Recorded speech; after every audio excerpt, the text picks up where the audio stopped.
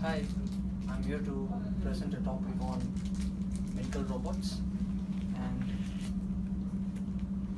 I'm going to cover on the topics like overview, types of medical robots. And in the types of medical robots, I'm particularly going to concentrate on surgical robots. That two different types. One is Puma 560, and other is Da Vinci surgical system. And after that, I am going to speak about the major components of Da Vinci surgical system and about the safety and the ethical issues. And this is a definition of medical robots. Is used in the medical sciences and telecommunication, and it uses surgeon's actions on one side, and it will performs on the other side. And first, surgical robots. Surgical robots, I can say, surgical robots are the robots which perform the surgery of a physician. And rehabilitation robots. The rehabilitation robots are human-friendly robots which can give a therapy or a physiotherapy or physical treatment to the patients. And pharmacy automation. Pharmacy automation is a robot which used to set the pharmacy. It used to dispense the solid waste, as well as it will help to set the pharmacy. And disinfection robots. Disinfection robots is a robot which disinfects the room within 1 second, and it uses an ultraviolet light, and that light it acts as a big disinfectant, and it's also used to treat Ebola virus. And healthcare robots, and in the subcategory of healthcare robots, I'm going to give a small example on social robots. The Pepper robot, it's used in one of the Belgian hospital as a receptionist, and it does the receptionist job, and it interacts with the people, and it gives some guidance to the surgery and to the other physicians as well. And next, the surgical robots. The first topic is the Puma 560. Puma 560 is the Puma is an universal, programmable universal manipulation arm, or a programmable universal machine for assembly. First developed and used in the year 1985, and is used in neurosurgical biopsy, and it's also used in invasive surgeries and laparoscopies. And it was first tested during the brain biopsy by inserting a small needle. But this Puma 560 robot was initially developed for industrial purposes. It's an industrial robot. It's an industrial kind of arm robot, and it was later approved by Food and Drug Administration in America. So after that, they were implemented this one in the medical field, but it went as for normal testing purpose. After that, this one went, and later on, many other modifications have been done in this robot. This is a diagram, and this is I already told it's a 6 degree of freedom, and it has 6 degrees of freedom. This is a waist, and the waist rotation up to 320 degrees, and this is a shoulder rotation of 250 degrees, and this is elbow rotation of 270 degrees, and wrist bend of 200 degrees, and flange rotation is of about 500 degrees, and the end effector it moves in 300 degrees. So after that, there are some of the drawbacks of this Puma 560 robots. It is not good for the treatment of major surgeries, and the sensor systems need to be improved, and it need to be fixed. And after that, these robots went.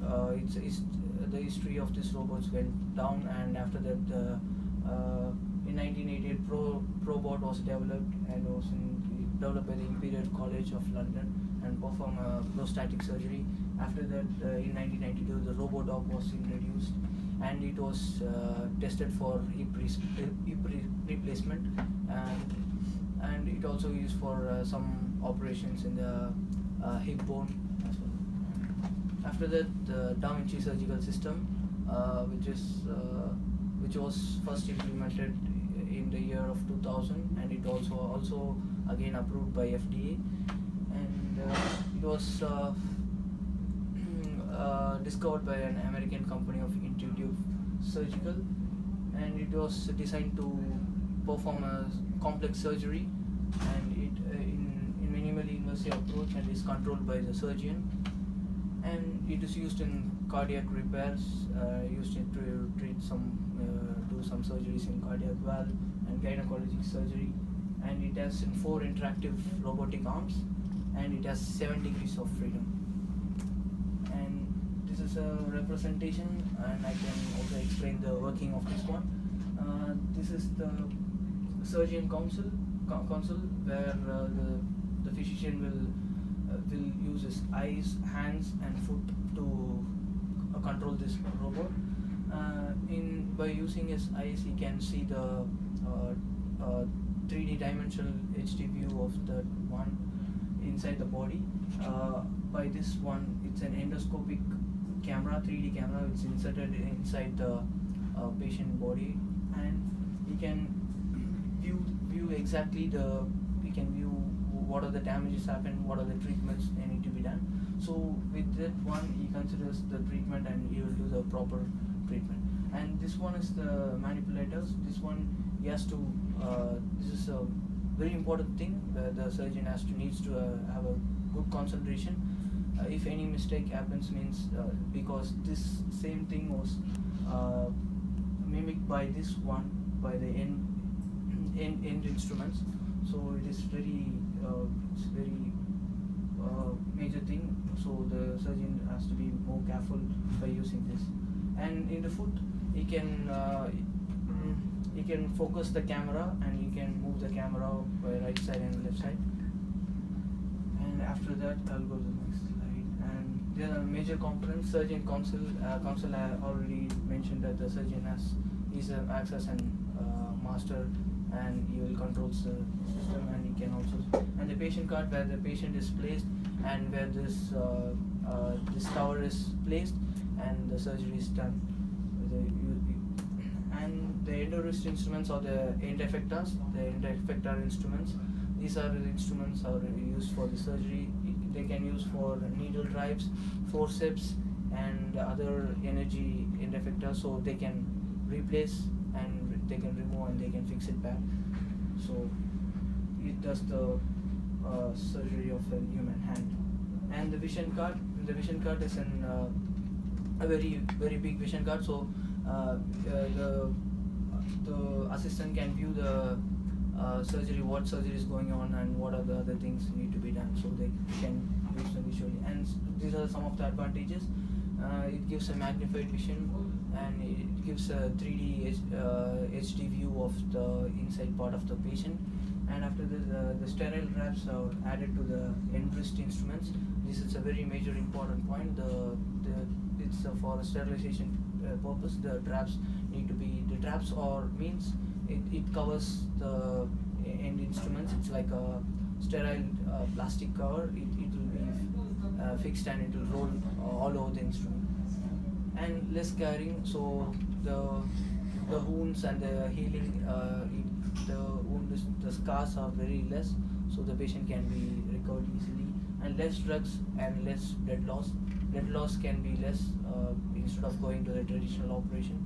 So this one is like an insertion, so not that much of blood loss. And the disadvantages, and it injuries, and it causes the death during the surgeries. And the proper training needs to be given to the surgeons how to handle this instrument. This is a major disadvantages. So that's now the patients the people are not going for this surgery. So they are making some more modifications. After that, this XI system came, so they changed all the sensors, all the end wrist and arms, and they have fixed some of the indications. So they are working on it. So it's still in the research process, but in some hospitals they are using, and they are doing the good research. And the cost is high. The cost is very high. The treatment cost is very high. and the space consuming, yeah, it's a very big system. It consumes a huge space. And these are some of the safety measures: cleaning and sterilization, enzymatic cleaning. It's an enzymatic solution where these end effectors are placed inside the thing, and it should be wiped with the wet cloth.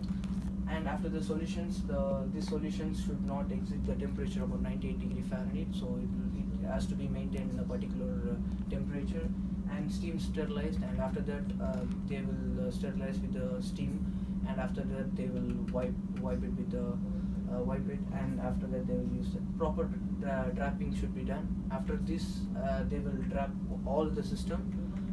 They will cover with a sterilized cover, so it will be very safer for the patient getting infected from this system. So these are some of the ethical issues. There's causes a lot of injuries and death, and the death rates are increasing year by year, and the usage is going less every year, and potentially harmful for future patients. Yeah, it's very harmful, and surgeons need to have undergone the skill training. They need to know each and every component of this system. So these are some of the references I've given, and that's the end of the slide. Before that, I need to show a short video. It's a very short video. It's just 2 minutes video.